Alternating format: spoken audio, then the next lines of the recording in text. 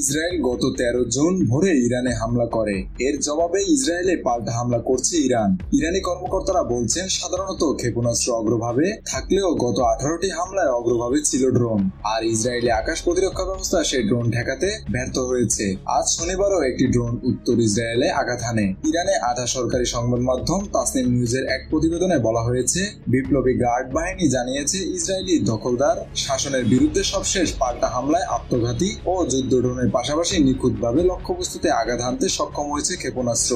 এক বিবৃতিতে আইআরজিসি জানায়, অপারেশন ট্রু প্রমিস 3 এর অংশ হিসেবে তারা ইসরায়েলের বিরুদ্ধে 18 দফা হামলা চালিয়েছে।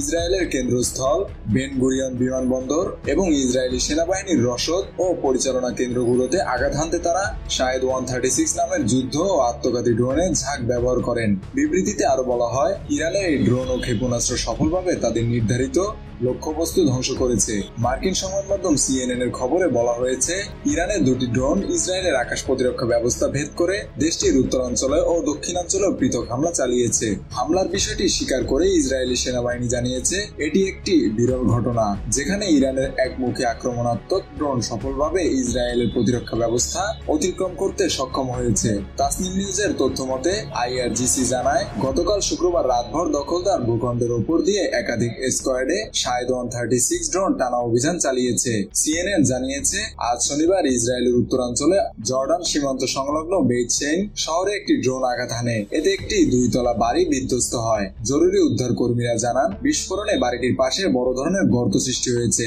জানালা ও দরজা উড়ে গেছে। ইসরায়েলের জরুরি সেবা সংস্থা মাগেন ডেভিড অ্যাডম জানিয়েছে, তারা ধ্বংসস্তূপের ভেতর তল্লাশি চালিয়ে যাচ্ছে। হতাহত কারো খোঁজ পায়নি। ইসরায়েলি সামরিক বাহিনীর তথ্য মতে ইরানের দ্বিতীয় ড্রোনটি ইসরায়েলের দক্ষিণাঞ্চলের একটি খোলা এলাকায় আঘাত হানে।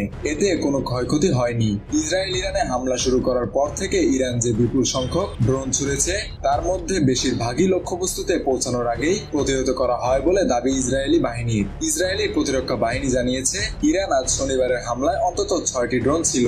এর মধ্যে কয়েকটি ড্রোন আরাব মরুভূমি ও গোলান মালভূমি সহ অন্যান্য অঞ্চলে পৌঁছানোর আগেই ঠেকানো হয়। ইসরায়েলের একটি সামরিক কর্মকর্তার মতে, গত সপ্তাহে ইসরায়েলি ইরানে হামলা শুরু করার পর থেকে ইরান হামলার জন্য হাজারের বেশি ড্রোন পাঠায়, যা লক্ষ্যবস্তুতে পৌঁছানোর আগেই নিষ্ক্রিয় করা হয়। আইআরজিসির বিবৃতিতে বলা হয়, ইসরায়েলের সবচেয়ে উন্নত আকাশ প্রতিরক্ষা ব্যবস্থা ইরানের এই ড্রোনগুলো আটকাতে ব্যর্থ হয়েছে। ফলে দখলদাররা আবারও আশ্রয় কেন্দ্রে পালাতে বাধ্য হয়েছে। এলিট বাহিনী জানিয়েছে, ড্রোন ও ক্ষেপণাস্ত্রের সমন্বয়ে ইরানের এই হাইব্রিড অপারেশন নিরবচ্ছিন্ন ও নির্ধারিত লক্ষ্য পূরণের উদ্দেশ্যে চালানো হবে।